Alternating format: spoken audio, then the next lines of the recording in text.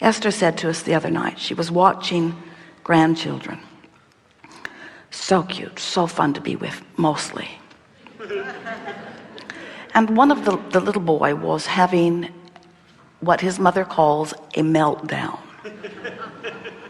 And Esther was watching it happen.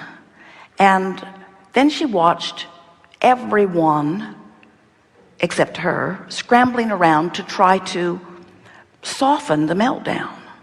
And Esther just thought, I'd just let him melt down, all the way down. In other words, there's no saving that. We'll just rebuild later. So they were in the house next door. Esther just went home. She just said, see you tomorrow, and off she went. And as she was lying in her bed that night, she said, Abraham, give me 10 rules to live by for parenting or grandparenting. Just give me 10. We said, we've only got 2. She said, well, give them to me. And we said, your stance is, I am not responsible for the way you feel. Number 1. And number 2, I really, really want you to feel good.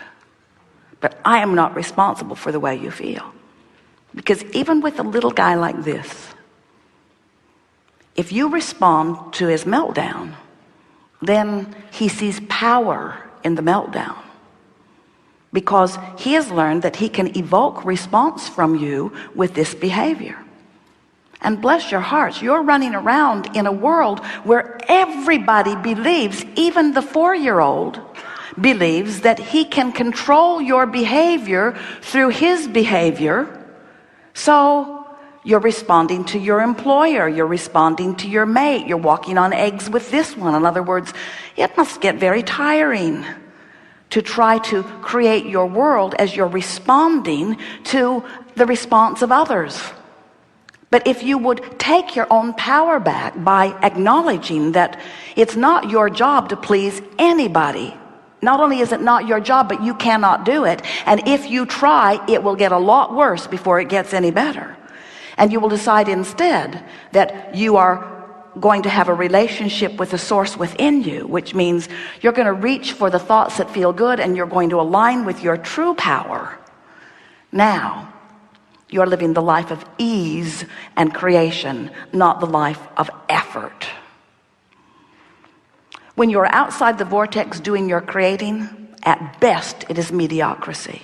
When you're inside the vortex and allowing what you already created to flow to you, that's where the masters of your world come from. That's where the genius comes from. That's where the insight comes from. That's where the passion comes from. That's where the love of life comes from. In other words, you came into this physical body knowing that there would be outside the vortex time to sift and ask.